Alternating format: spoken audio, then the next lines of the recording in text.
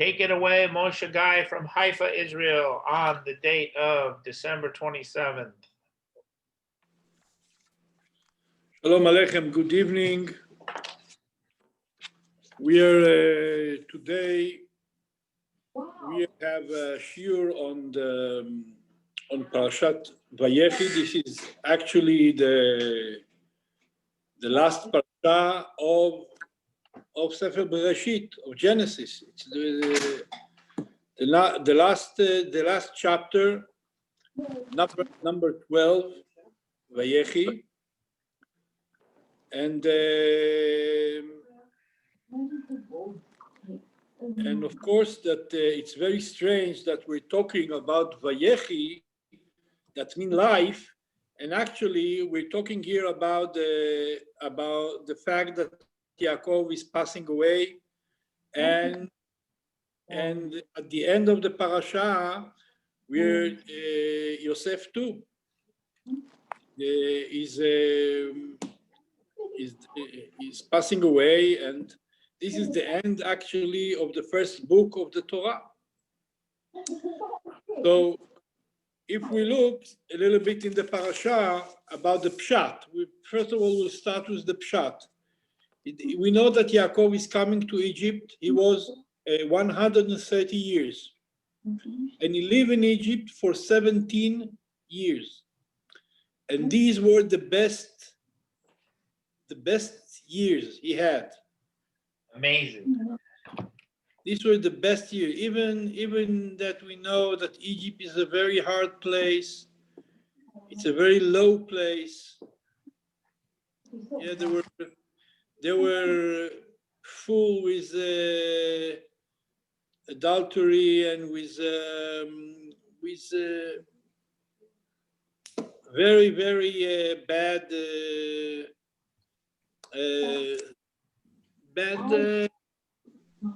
temperature, how you say, nature.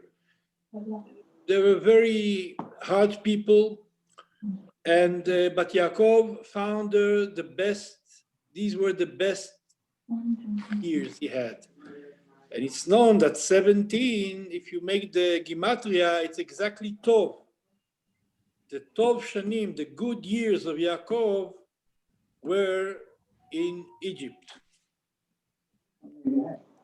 Great. And he asked not to be buried in Egypt. There's few reasons about it. He said that one of the reasons is that the ground is going to be full with kinim, with lice. Lice, you say? Bugs. With bugs. And the other thing that he was afraid that the Egyptian will make him a kind of,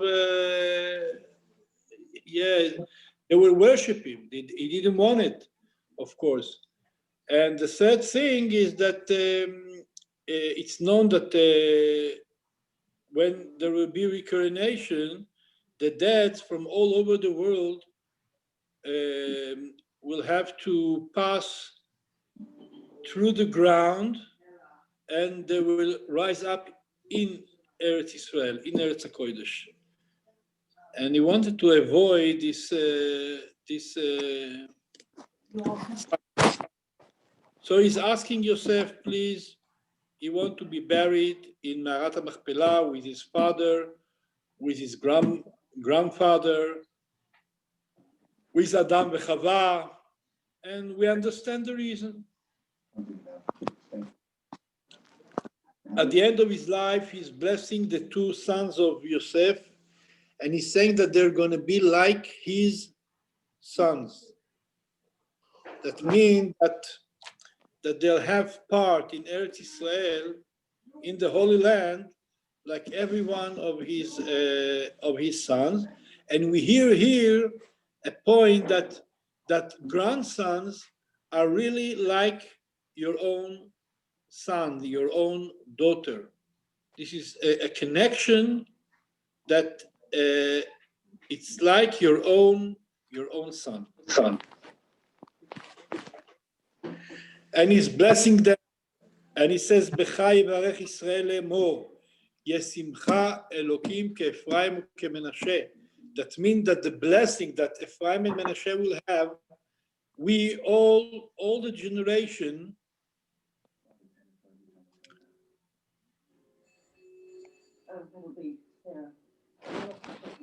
all the generations that are going to come, all the generations are actually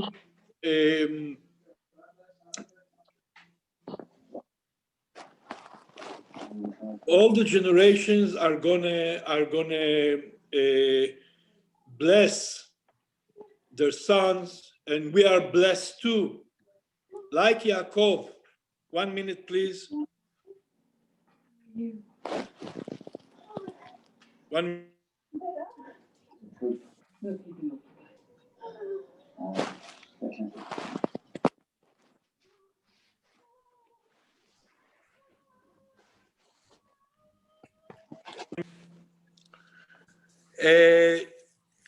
so Haifa Israel emor Yisimcha Elokim keEphraim ukeMenashe. That means that we want to be blessed like Ephraim ukeMenashe. And he continues and say, Hamalach hagoel oti mikol ra. He's talking about the angels that all his life escorted him in Eretz Israel and in Chutz La'aretz with Lavan, and with all the troubles he had all the time. Of course, there were messengers from Hashem to help him to cope with all the troubles he had. He has very hard life, Yaakov. Some say that it's harder than Yitzchak and harder than Avraham Avinu, because Avraham Avinu, Hashem tried him only 10 times.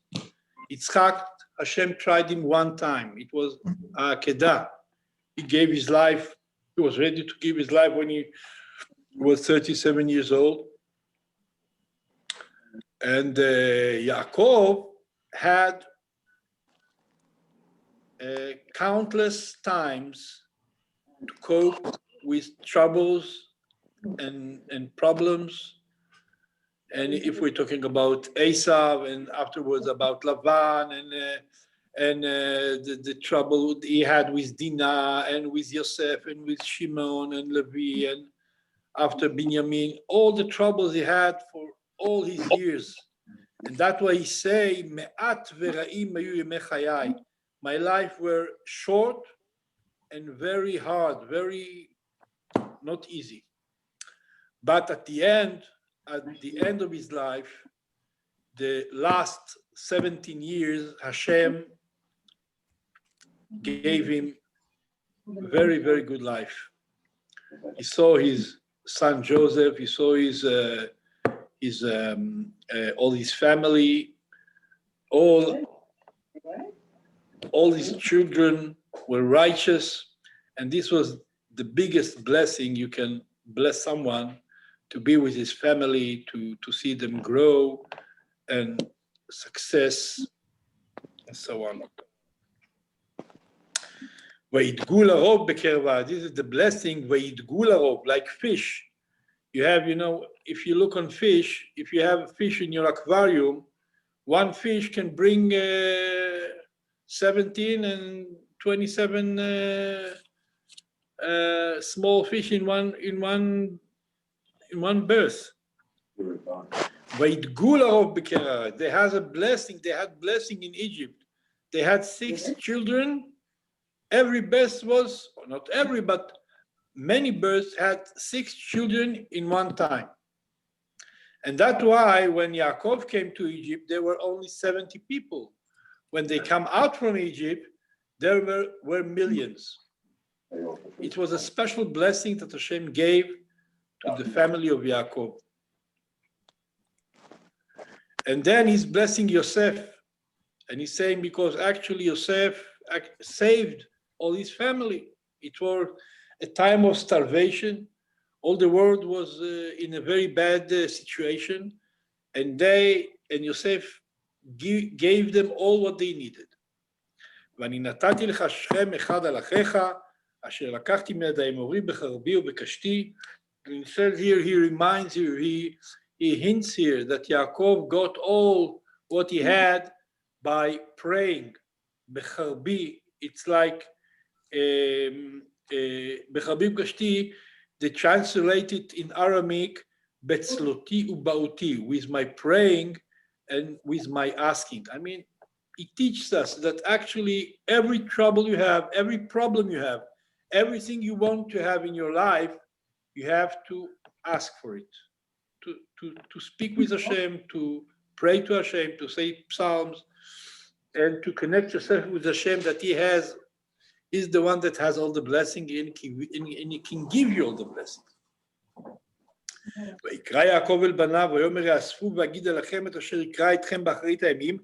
At the end, the last days, he's calling all his sons and he said, I want to tell you what's going to happen with you when Mashiach is going to come. And then suddenly he felt, Yaakov felt that the Hashchina,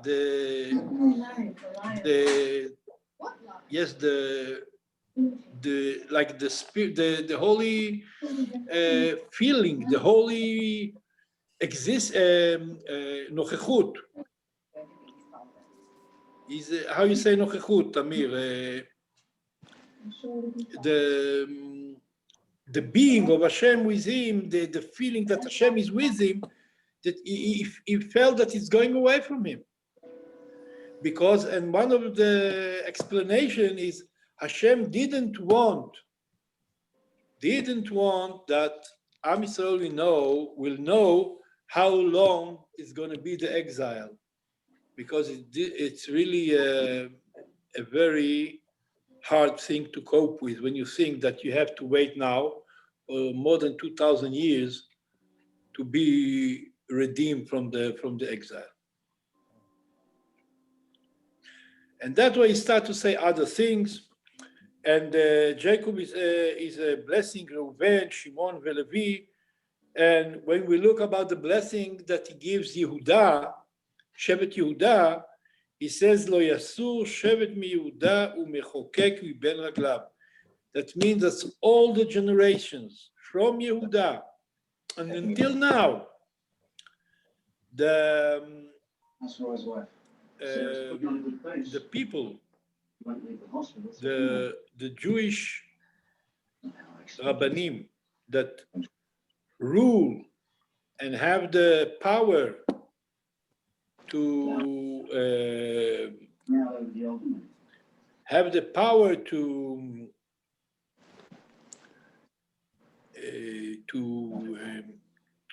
say halachot, to decide what is the right way to act. What is the halacha? What the halacha says, because the times are changing. Every few years, new things comes to the world. You have to relate. What the Torah says about this thing, about that thing. What the Torah says about the coronavirus. How should we act? What should we do? Everything is written in the Torah.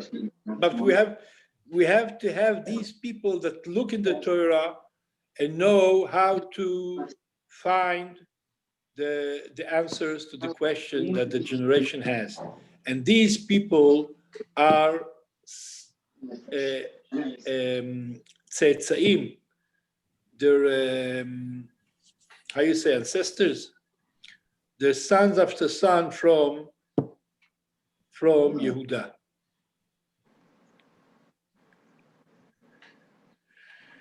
And until and the Chumash says ad ki yavo Shiloh. And if you look in the words yavo Shiloh, you see that Shiloh, if you calculate the letters, it's exactly Moses, Moshe, 345. And yavo Shiloh, you have to add another 13, you get 358, and this is exactly Mashiach. Yavo Shiloh, that means Mashiach, and it hints us to tell us, Goel Rishon u'Goel Achron. Hashem going to bring Moses himself to be the one that will take us out from this exile. And he's going to come like it's written in the holy books, he is going to come in a body. He's going to, of course, he's going to be a son of a father and a mother, but there are going to be a son after son from David HaMelech, and son after son from Yehuda.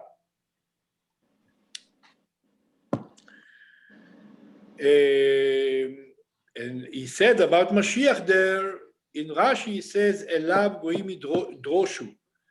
The Gentiles, all the world will look for him and will want to hear what he has to say, to hear his advice and to do what he's telling them, because it's their life. And they'll feel it, that their life, their success depends on being connected to Am Yisrael, being connected to Moses and to Hashem. That's what it says, Gur Aryeh Yehuda, miterev bni alita. It comes from a very deep place, Karar avatz ke'arir chayavi me'ekimeno. And at the end, it's telling us that Yaakov, after he finished to bless all his sons, is passing away, vayikva vayasef el amav, vayikberutu b'marat sdei ha'machpelah. And of course, his son Moses and all the sons are, they made a big funeral and they brought him to Me'arat HaMachpelah to be with Yitzchak and Avraham. Vayar Yosef, at the end of the book, we're ending the book, the pshat of the book. This is the first part of the lesson. Vayar Yosef lefnaim bnei shilashim. What is bnei shilashim? It's the sons of the grandsons. Gam bnei Machir ben Menashe yoldu al birkei Yosef. Menashe was the son of Yosef. Machir was. There could be a heartbroken mother back there. It can't be his father until I know whoever gave him up doesn't regret it. Under what circumstances? Have you forgotten the baby you lost? Machir was the grandson. You know the feeling there. 1 minute, please. 1 minute. No, faith and love.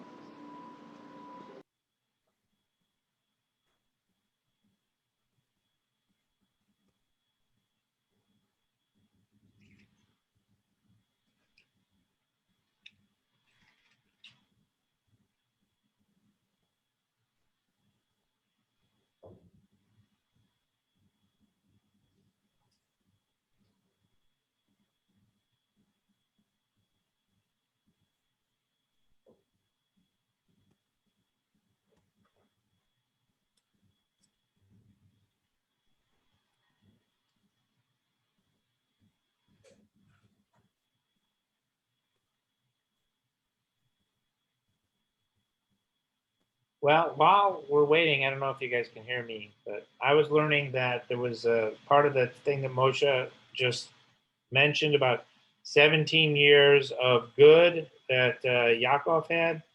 There was something that said that Yaakov was doing the correction for the sin of Yaakov was doing, for the sin of Adam. So there was additional problems that he had with that, causing trouble for that 130 years prior.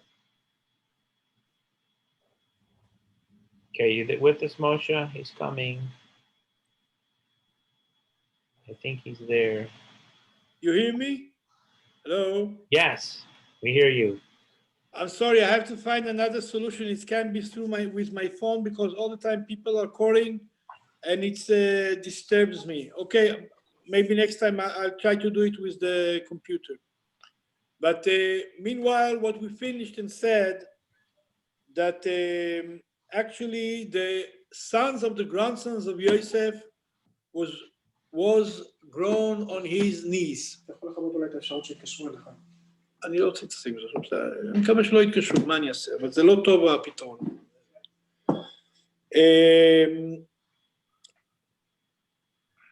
Yeah, he grew them. It's very beautiful picture to think that Joseph is growing not only his grandson, but the sons of his grandsons are growing on his knees. When he passed away, he was 110 years old. So he saw the sons of his grandson. And at the end, we have that this blessing that Elohim, Yosef is saying, Ve'Elohim pakod, yifkod etchem, ve'ela otchem le'eret Israel. Yosef is promising Am Israel that there will be time that they're going to go out from Egypt. They should not think that this is something that is forever, chas v'sholom. No, there's going to be a time, and it's not so far, that they will go out from Egypt, they'll go to the desert, and they will receive the Torah from Har Sinai. And all this time of exile, it's preparation for this big event, big Matan Torah that Hashem gives, the Holy Torah to Am Israel. And like we say that 210 years in Egypt were a preparation for Matan Torah, we say that this exile, that it's more than 2,000 years, it's a preparation for the big miracles we're going to see soon with the redemption. B'karov mamash. So this is the first part. This is the pshat. If someone wants to ask something, to say something, please. I'll ask. So I was mentioning, or I was learning about there was some tshuva that Yaakov was doing for the sin of Adam. Do you have any information on that for the first 130 years, which is why he had so much pain as well? Or evil? They called it evil. What I remember now that it said that Yaakov was with his face where he was like Adam HaRishon. He looked like Adam HaRishon.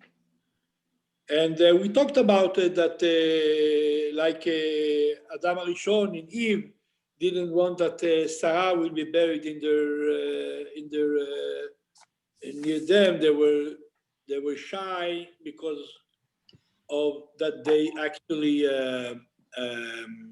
caused death in the world. And from the other end, we say that if it's written in the Torah, and the Torah was written before the world was created, so of course this is something that they couldn't choose. It's something that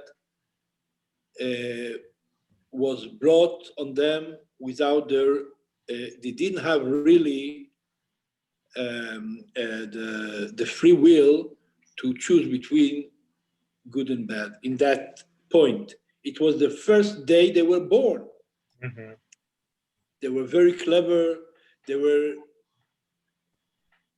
Hashem created them, but still it's something that actually was planned a long time before. But this is, if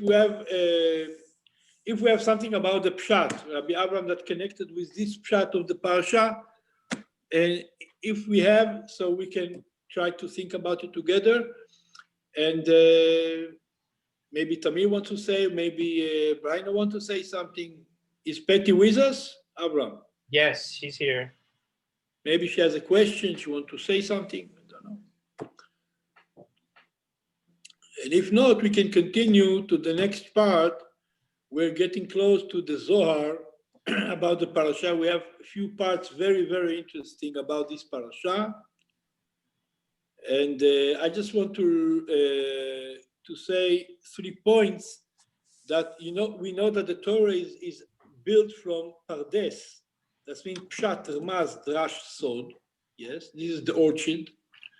And it's different levels in the Torah itself.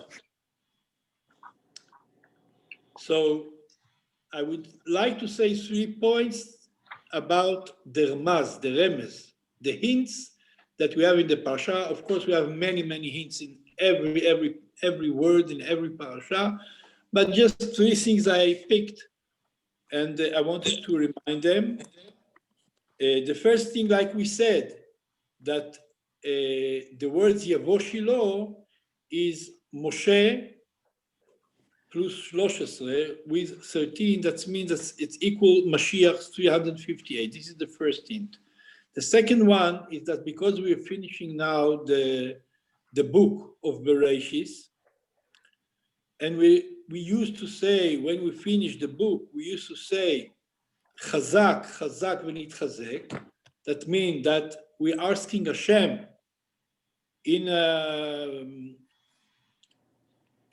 with 10 people at least, more than 10 people, to say Chazak v'nitchazek, that we're going to strengthen ourselves.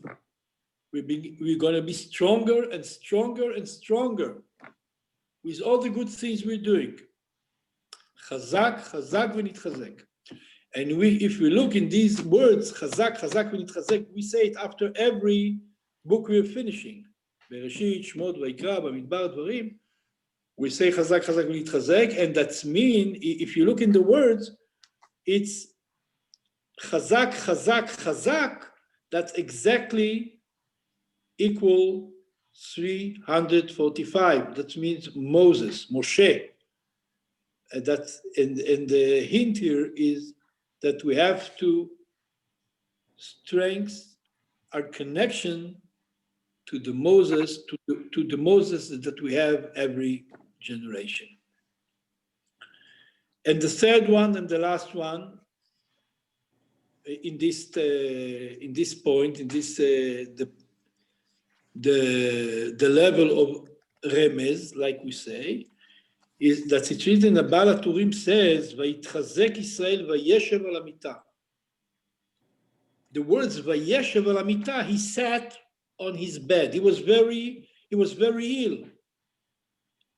Yaakov Avinu, he was very ill. But when he had to, he sat on the bed. Vayeshev al hamita. And if we look where it's written, again, we're getting close now to Purim. It said about Haman.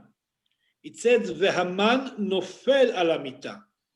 Haman fell on the bed of Esther, and that was actually the beginning of his failure. Yeah, until he found himself on a high tree.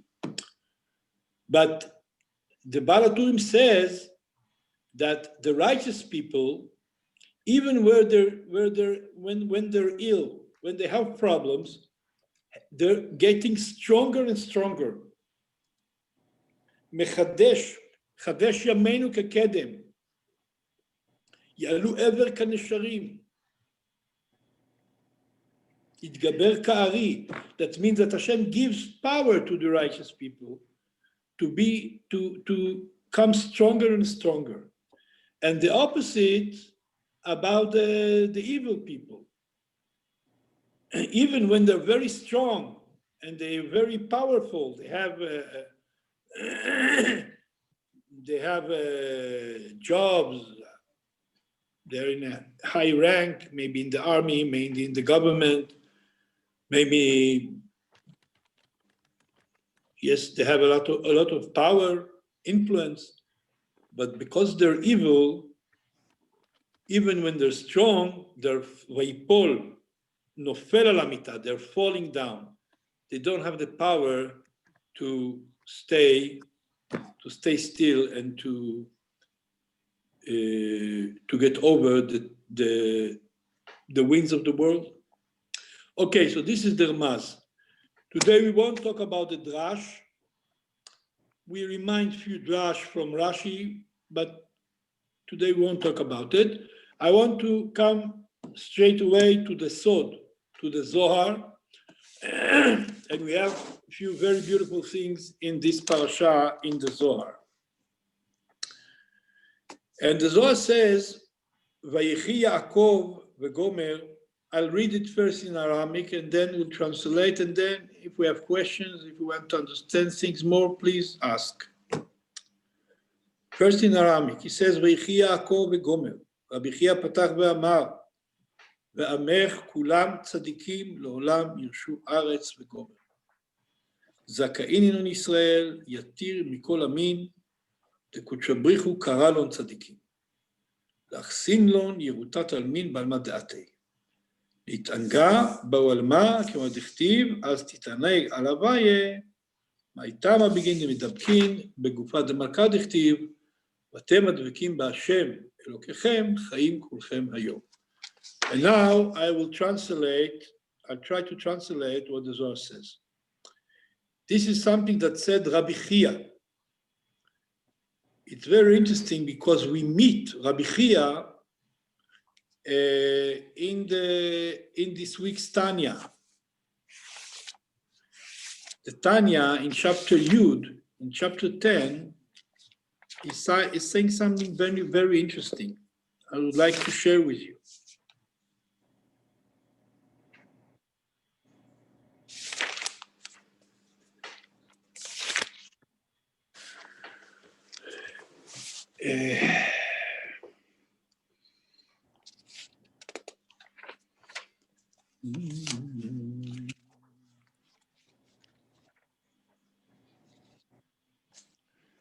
He says here that Rabbi Chia wanted to go up in heaven to go to the place where Rabbi Shimon is. In the higher worlds, it's called Heichalot. It's like big, beautiful chambers. We don't really, it's something spiritually, of course, but he wanted to go to be with Rabbi Shimon. And then he hear a voice comes out and say, listen, if you did not change darkness to light and sour things to sweet, you can't come here. Yeah, it's very interesting.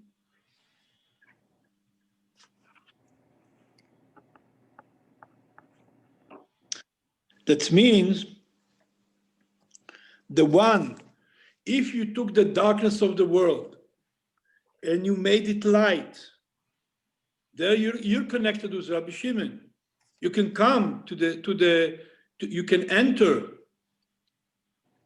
the palace of Rabbi Shimon. If you took the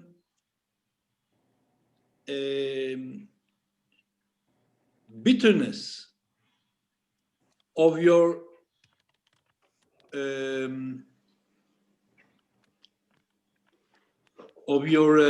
nefesh habehemit,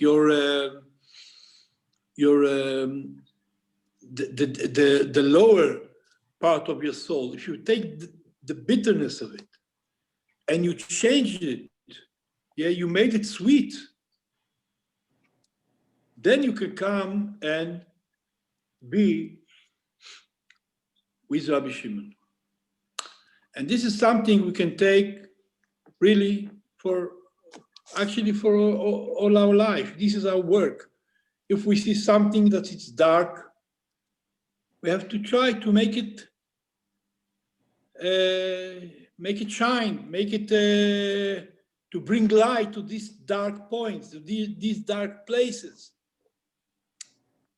If we see something that it's bitter in our soul, in our life, maybe in our job, maybe in our family, we have to think about how can we make this bitterness, how can we sweeten it? I don't know, olive tree. I don't know if you have around you olive trees. Rabbi Avraham, you have olive trees in your garden? No, we have coconut trees. That's good. Okay, just be careful. It's better to have an olive on your head than a coconut. Mm-hmm. Tamir has olive trees. Okay. So if you try to eat it from the tree, it's impossible to eat it. You can't eat it. You have to take it.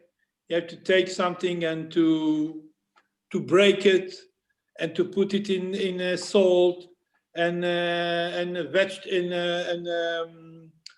spices, and then it comes something that you can eat and you can enjoy. But the beginning of the olive, it's impossible to eat it, and that's what we say. The beginning of the Yetzer Hara, of the Nefesh HaBehemit, it's impossible to bear. But you have to know it's like an olive. When you do the right job, you work, you put it in the right spices, then it becomes sweet, and you can light with it your environment. So this is something that he says, Rabbi Chia. I wanted to tell you about Rabbi Chia. And what Rabbi Chia says in the Zohar, of the daily Zohar, of this week's Zohar, he says, Ve'amech kulam tzadikim, all Am Israel, every one of us is righteous. There's a point in every one of us. He's a real righteous man or woman. Le'olam yirshu haaretz. And they have married and all the people of the world. Why? Because God called them tzaddikim. God called them righteous, to give them this world and the other world, and to have, the point is that at the end, like we said about Jacob, about Yaakov Avinu, that the end of his life was very pleasant. How the Hashem wants to give us all the good of the world. And that's what it says in Yeshayahu, Az titaneg alavai. And why? Because we're connecting ourselves with God. I mean, everything, every step we do to be more connected with Hashem, it's very, very important and very, very dear to Hashem. Every Tehillim, Psalms we say, every chapter, every praying, every Birkat Hamazon, when we say thank you to Hashem about our food, about our life, is very, very dear to Hashem. And that's what the sentence says in Sefer Devarim. He says, "Va'atem advekim ba'Hashem Elokechem." If you're connecting yourself to Hashem, chayim kulchem hayom, you have life. Any questions until now? No questions. L'chaim, l'chaim. I am. L'chaim. And another point, the Zohar says, "Uvahacha bechavivuta dekutsha berichu liYisrael amar v'amech kulam tzadikim ubegin kach lo lam yirshu haaretz." We're going to inherit this land, Eretz Israel. Every one of us, every Jew in the world, is going to have a part in Eretz HaKodesh. This land belongs to Am Israel. Yes, and one of the reasons that we're going to inherit it is because we make Brit Milah, and we make our children Brit Milah. This is one of the reasons. דבר אחר says, ועמך כולם צדיקים, די יעקב ובנוי דנחתו למצרים בין עם קשי כדל. והשתכחו כולו זכאים, ואם כך כתיב לעולם ירשו הארץ, זה מצוין סליקו ליראת הקדישה. He says the fact that we're called righteous is because we went down to Egypt. And Egypt is very hard people. And even though it's written that we kept our language, we kept our customs, our clothes, and that's the reason that we came out from Egypt to inherit Eretz HaKodesh, Eretz Israel, after we got the Torah in Har Sinai. One of the interesting things that we have in this parasha is that you know that every parasha in the Torah has spacing between one part to the other. Every parasha has space between parasha and parasha. But this parasha, Vayechi and Vayigash, they're together. There's no space between them. And that's the question that the Zohar asks, why is it so?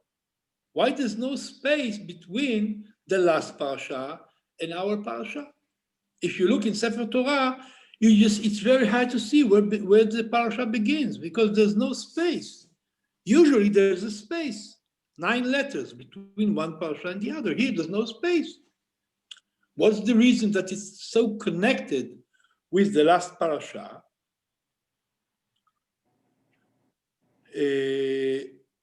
So it says here, Vayechi Yaakov be'eretz Mitzrayim. Why this parasha is closed, is stuma, because we're talking here about the death of Yaakov. And when Yaakov died, it's like, it's was a very, very hard thing for Am Israel. And then actually when Yaakov died, began the real exile. Then began really the troubles. רבי שמעון אמר, מה הכתיב לאלה וישב ישראל בארץ מצרים בארץ גושן ויחזו בה וירבו מאוד, וכתיב ויחי יעקב דלתחזי יבשה בן דלת מה אינון קיים בצפנית המלכים וקבלו ינוגה בקשבה לגרמיו, ופי יעקב נעמי קיים בתפנוקי מלכים וינוגה בקשבה לגרמי ולתמשדה מנדה.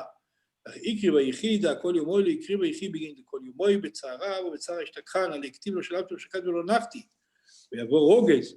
אבל בתר נחתי מצרים יקרי ויחי חם על לברי מלכה, חם על כל בנוי זכאים צדיקים, וכול בתענוגי ותפנוקי על מה, וטיב בניו כחמר תו דייתיב על דורדיה, הדין יקרי ויחי יעקב ולא פריש בן ויפו וירבו מאוד ויחי יעקב ואחי יתחזי. And that I'll finish with translation this last part of the Zohar that we're going to learn today. And he says here, Rabbi Shimon says, וישב בישראל, אסתר, יש מישהו בדלת, אסתר. אולי זה ישראל. 1 minute. 1 minute, please.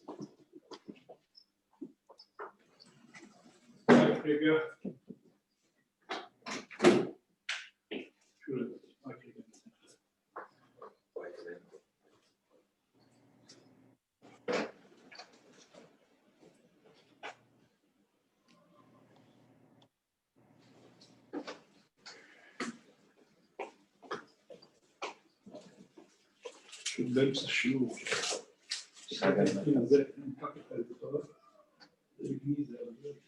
זה 70 דקות, תש"ס. זאת אומרת, כמה שנים זה? אני מדבר על זה. בסדר, בסדר. פה עכשיו לך הכל. לא קשור לזה. זה משהו שדיברנו. לא יכול כרגע. סליחה לך. אין בעיה. בסדר, רגע, אתה צריך עוד. לא.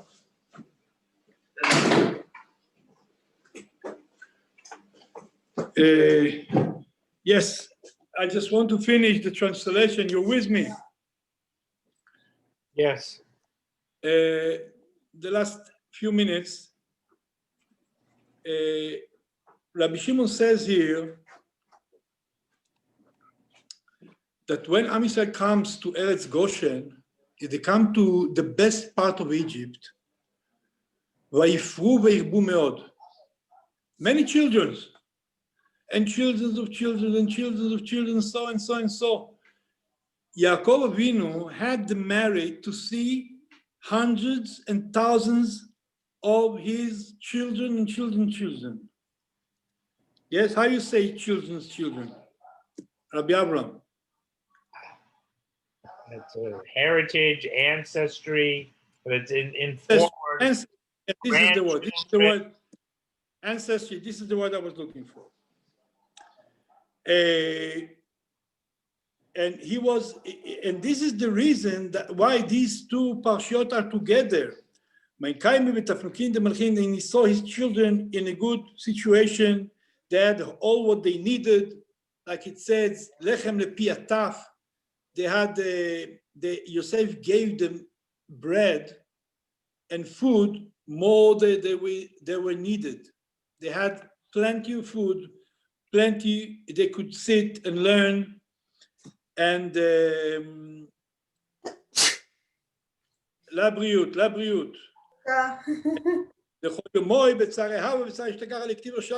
He had so hard life, and now, but after he came to Egypt, he had good time. He sat with all his family. He all the time used to go from one simcha to the other. He came with 70. There were 7. The family was 70 when they came to Egypt, but after not many years, they were really hundreds. And then he saw his son a king, and not just a king, he was a righteous king.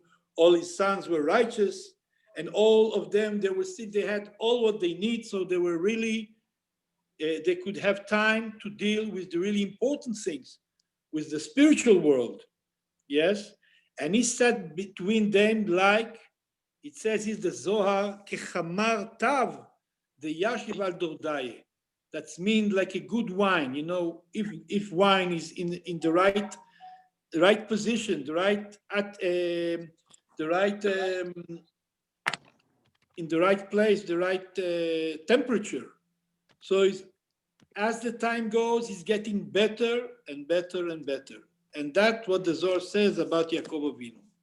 Everything, all the surrounding, all the atmosphere around him was the best that can be to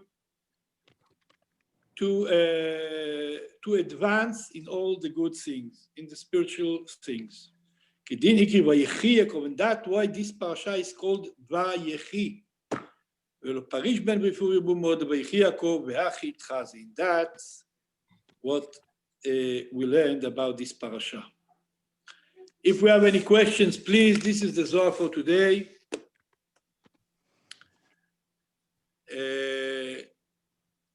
Rabbi Avraham, if you want to say something, if someone else wants to say something, Breina, if you want to say something. Well, I'll say something, but I don't want to complicate it. If anyone else wants to say something, please say it first. What? Whoever wants to say something, say it before me, please, because I don't want to take up the time. No, I don't have, I finished, I said enough. I talked enough for one day, I think. I would like to just make a reference point to the last, to Yaakov's blessing to his children, okay? Because I always thought it was amazing when you read it,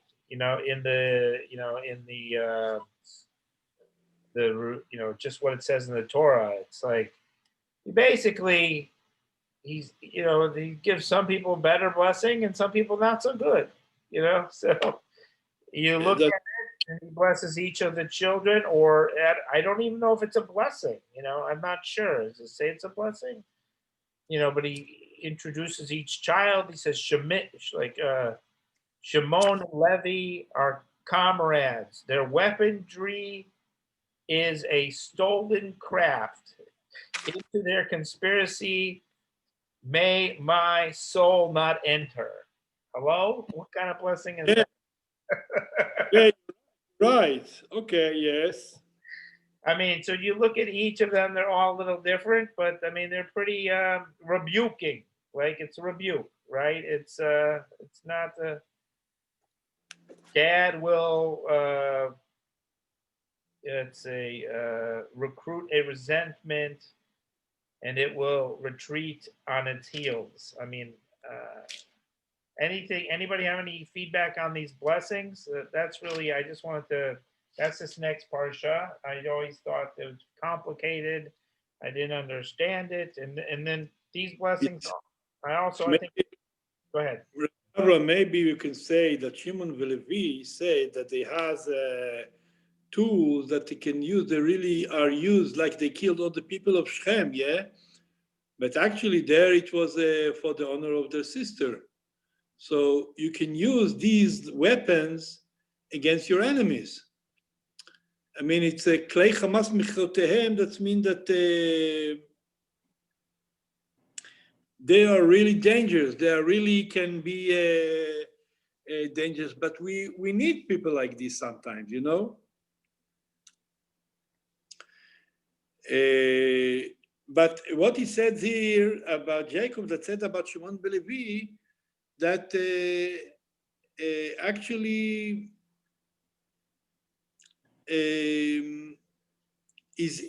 Rashi says that he's relating to special mikrim, special situations that were in the future. For example, he said, in their secret, I don't want to be one with their secrets. It's relating to what happened with Zimri, when Shevet Shimon tried to say to Moses that it's okay to take a woman from Midian. Yes? So he's relating here for things, but I'm sure that actually Yaakov is blessing his sons, and like it's known that when they finished their life, when he was before he passed away, and he says Shema Israel, Hashem Elokeinu Hashem Echad, he said Baruch Shem Kod Malchut Olam. I mean, all of them said, listen, like you have one God, we all have one God. So, and the Torah says about them, they were righteous at the end of their life. They were righteous.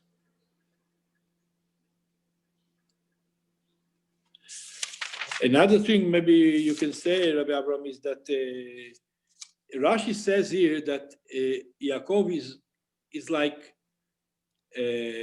saying hard words about them. He says Aru Apam. Look, it's in chapter 49, in sentence 7. Aru Apam, and Rashi says even when he said very hard things against them, it was only about their nose. Aru Apam. It's 49:7. Yeah. It means that. Yeah, how you translate it in English? I have it in English in my book. It says even when Jacob was chastising, because that's the word it uses, chastising his sons, he did not curse them. Okay. Yeah. It says, but their rage. So their anger, their rage. You know, he was rebuking that. Okay.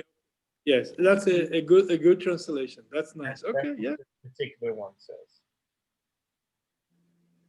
I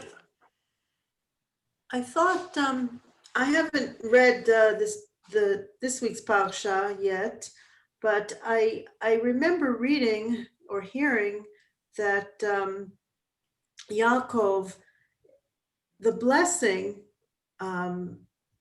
wasn't always such a blessing as much as he was trying to pinpoint, detail the characteristics that he thought were important about each of his sons, which would be about each of the tribes, so that they would have a better understanding of themselves and to know how to better deal with themselves in the future.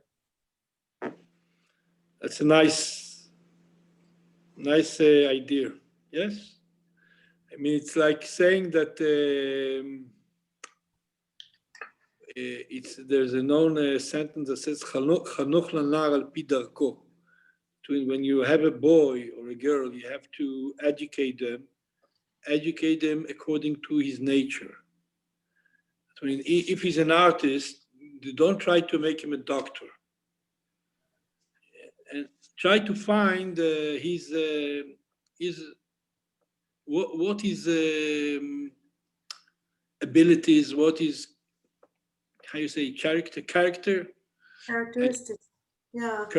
and try to fit to him the thing that fits him, not what you want him, not what you want him to be, but what he really can be good in, and that suit his abilities. And this is maybe this is what Yaakov is doing here. Is give what you're saying is that Yaakov is giving the tribes hints, like, no, you have to know what to be careful from. Right. You have to know what you have to be good in, and to use your talents in that way. And I think it's also, I think there is rebuke, maybe, I think that he felt he needed to say this so that, it's just the way Yosef, in order to make his brothers, come up to his level when they went down to Egypt for food, they came to him. He made them do tshuva, right? He made them do it. And I think that maybe Yaakov was trying to do the same thing with his sons, that he had to make them see what they had done wrong, or they wouldn't be able to go up to the next level. He couldn't die and just leave it. That's true. He says in other place that when you want to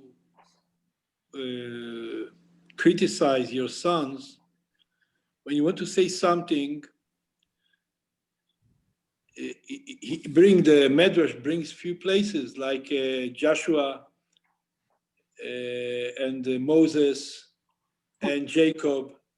They say the things before they pass away. Why? So it says if Jacob didn't tell Reuven what he think about him before he passed away, because he was afraid that he will go to his brother, to Esau.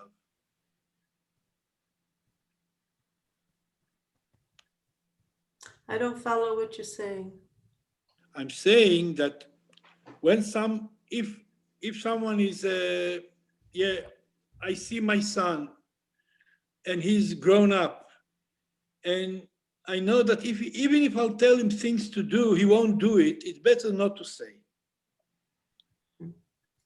because you won't. The results won't be good. Because if he, you can give to give example, to say, to talk about things, about the Torah, general things, but to come to him to say, listen, this and this is not good. Change your attitude, change your way, change your. It's very hard to do. But when someone he knows that is actually this is his last hours in the world, so this is the time. If not now, when? If you want to say something, say it now. And that's what the Medrash says, that Yoshua bin Nun and Moses and Jacob, they told what they had to do, to tell before they passed away. You understand what I'm saying, Brian? Yes. This is the... I'm sorry, I have to go. I have to leave, but thank you. Thank you. Welcome. Okay. And bye-bye. Bye. This is a very important Zohar. It's enormous, meaning there's pages on pages of it. It's a beautiful Zohar we have here. This is something very special. It might be the longest Zohar I've ever seen on a Parsha. There's got to be something super, super amazing tied to this, but I don't have the answers. It's a hard Zohar, but okay, but we learned some, Rabbi Avraham. We cannot finish the Zohar. But I think that it's very important. Well, it is complicated, and there's so much. I'm just adding, there's so much, okay? And thank you for giving this, but it's the biggest. It's like a whole, in the version I have, it's pages on pages. It's like very long Zohar. I just picked something that I thought that it's more close to our understanding and to our life. And that's what we're doing. We're trying to, it's Rabbi Shimon. Who can really understand Rabbi Shimon? It's... I don't know. Maybe Rabbi Chaya. I don't know. Rabbi Chia, yes. Rabbi Chia, of course. But Okay. Thank you, guys. Thank you, Tamir. Thank you, Patty. Thank you, Moshe. Thank you very much. I want to wish you a healthy and a happy week. Thank you. Same to you. And I hope to meet you next week. Yes, thank you. And then it's I didn't do just as I mentioned, this is like the end of the month, half of the month, so we have to do Kiddush Lamana. Did you do Kiddush Lamana, Moshe? We did already, yes, Motzei Shabbos, yes. Oh, But good for you. it's a big mitzvah to make, and it's good to remind that everyone can do it, even alone. If you don't have a friend, do it, so you can do it alone even from the window. But you have to see the moon. You have to see the moon. Yeah. In the United States, there's a strange thing. I don't know if you have it in Israel, where they say these planets, Jupiter and Saturn, you can see them together in the sky. Oh, really? Yeah. So it's I see them every night. There's like two planets you can look up, and there they are, like 6:30, 7:30 p.m. or early, not late, and I looked at them with the binoculars, but I can't see the rings of Saturn. But it's look like a big moon, another two moon in the sky. Well, it looks like it doesn't. It looks like two big stars. Well, the Jupiter, which is I think closer than Saturn, looks enormous, and Saturn is farther. But you could see them together. They said that they were aligned up this way for the first time in since 1600, so 500 years or 400 years or so. I don't know what it means, but maybe that means that Mashiach is going to come, Rabbi Abraham. Yes, Mashiach. According to this, I was learning about when the Rabbi, made a statement. CNN interviewed him. He says, "When's the Mashiach coming?" Like there was in the Farbringen last night. They said when they asked the Rebbe, and he said, "People still have to do more goodness and kindness." What did you do? People still have to do more acts of goodness and kindness, is what he said. Yes, so that's what we're going to do, Rabbi Abraham. What can we do today, right now, while we're together? Tamir, what can we do for goodness and kindness? Nothing? I think to bring one more friend to this shiur next week. What about the guy from Poland that used to come to the house? I offered him. What's his name again? You remember? His name is Yoel. Yoel. I can send you his WhatsApp. Maybe you'll be able to connect with him because I tried. He didn't. I think I sent him some. I originally sent him some stuff, but he's a nice guy. I wish. And what is a friend from Brazil, Rabbi Abraham? His name is Ricardo. I've been, asking him, and he says he can't make it. So. Ricardo, not from Haifa. You remember this friend from Brazil? Ricardo lived in Haifa, right? And then he was from Brazil. He came to our classes. Yes. So he said he's not interested. Okay. He says he's busy. He's got things going on. But I invited him. I pushed him to the point that he said no. Okay. And you did your best. I have another friend. We had Ellen here last week. So Ellen's a friend that said that she couldn't make it this week. So, but she's got a friend, Jill. I'm trying to get her friend Jill to do it. And Jill might show up, who was another friend of mine from California.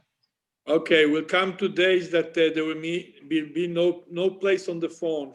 Will be so many that will learn together Zohar that there will be no place on the phone for all the pictures. I have this book called Torah. I'd like to leave with one sentence in English from this book, Torah Study. Okay. Please, yes. Okay. The last sentence. This is basically a rabbi who just passed away. He did a translation of Sichos, from the Rebbe. His name was Jonathan Sachs. He was the chief rabbi of England. He's relatively famous. He translated Sichas. This came out, I don't know, in the 80s, I think. So here's for this Vayechi, the last paragraph, or next to last paragraph, it says, indeed, the very fact that we feel that in our time is unworthy of redemption is itself proof that the messianic nearness, proof of the messianic nearness. For the Rebbe says the Messiah or Mashiach will come when he is not expected. Literally, when the mind is turned elsewhere, and an age like ours, which cannot find a place for the possibility of redemption, is evidence against its own beliefs and a sign that redemption is imminent. אמן, אמן. That's what he wrote. בקרוב ממש. אם ירצה השם היום, בעזרת השם. Imminent, imminent, imminent. אמן. Okay, so may Hashem dwell in you and be well, everybody. Thank you. Thank you very much. Thank Bye. you. Shavua Tov. Be well. Bye-bye. Thank you, Bye-bye. Amir. Thank you, Patty. Thank you, Moshe. Bye-bye.